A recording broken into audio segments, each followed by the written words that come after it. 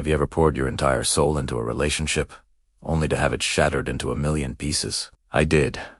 My story with Sarah started like a fairy tale. We met in college, inseparable from day one. We built a life together over 10 years. A life I thought was perfect. We had the house, the dog, the shared dreams. I was planning to propose on our 10th anniversary. I even had the ring, a beautiful custom piece I'd spent months designing. I thought we were forever, but forever came to a screeching halt on a Tuesday. I came home early from a business trip, excited to surprise her.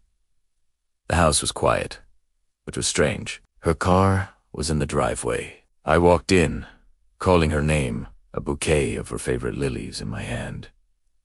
That's when I heard it, a man's laugh coming from our bedroom. My heart stopped. I felt the blood drain from my face.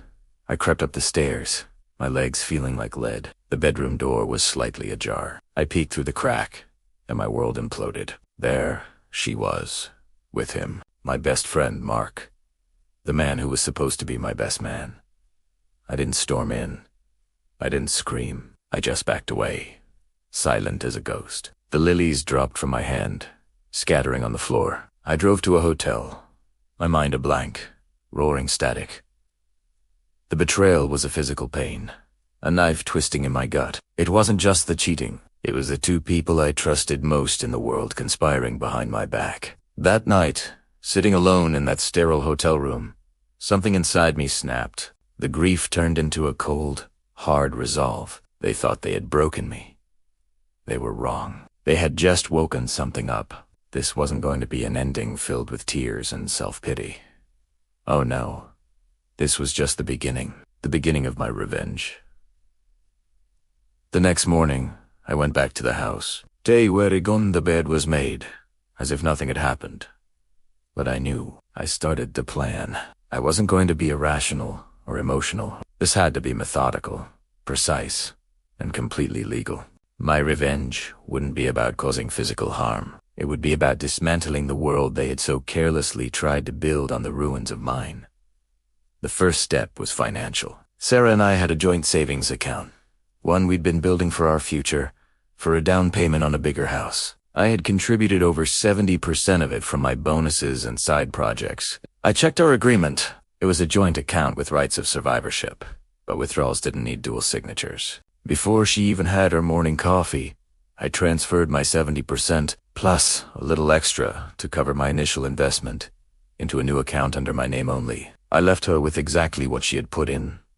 Fair is fair, right? I also canceled all the joint credit cards, leaving a note on the fridge that said, "New budget in effect. Good luck."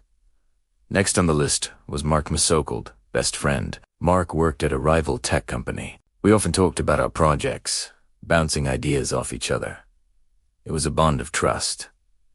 A trust he had obliterated. I remembered him mentioning a huge, confidential project he was leading, one that his company was betting big on. He'd even shown me some early-stage code, bragging about its innovative algorithm.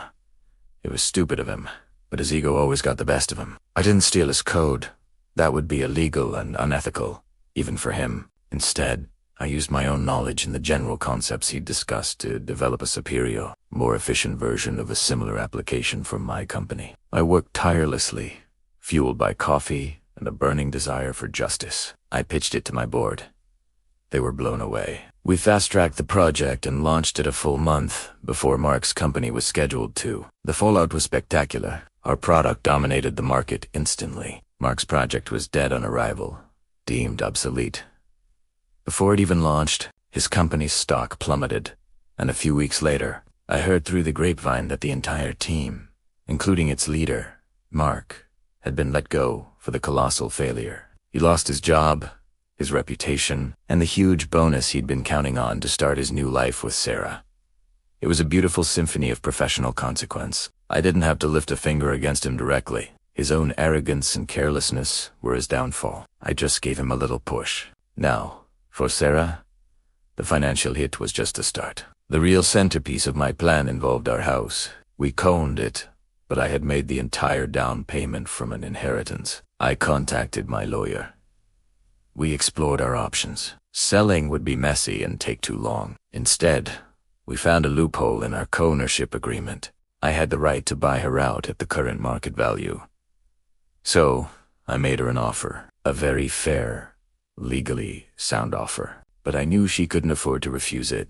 Not after I'd drained our joint account and Mark had lost his job. She was trapped. She fought it, of course. There were angry texts, tearful phone calls, accusations that I was being cruel. I just forwarded everything to my lawyer and replied with a simple, "This is a business transaction. Please direct all communication to my legal counsel."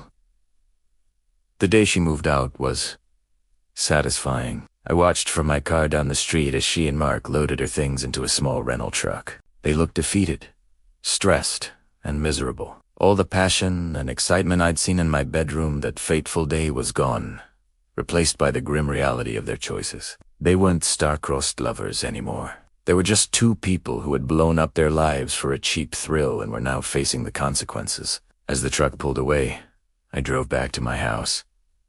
My house. It felt empty, but it also felt clean. It was a blank canvas. The final piece of the puzzle was the social aspect. Our friend group was tightly knit, and I knew they'd be taking sides. I didn't want to be the bitter, vengeful ex. That wasn't my style.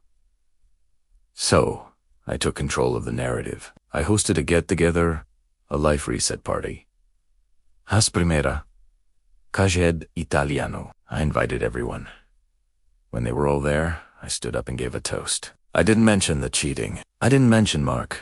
I simply said that Sarah and I had decided to go our separate ways, that I wished her well, and that I was excited for my next chapter. I was calm. I was positive. I was the picture of a man moving on with grace. The effect was immediate. My maturity and refusal to sling mud made Sarah and Mark S. subsequent attempts to justify their actions look petty and desperate. They tried to paint me as the bad guy, but it backfired. People saw them for what they were. They lost the respect of our entire social circle. Not because I told everyone they cheated, but because their own behavior exposed their character. They became social pariahs, isolated by their own deceit. It's been a year now. My company is thriving, and that project I launched landed me a huge promotion. I sold the house to Mini Mimirazand, used the profits to travel the world for 6 months. I surfed in Bali, hiked in Peru, and found a piece of myself I didn't know was missing. I'm back now, feeling refreshed and whole.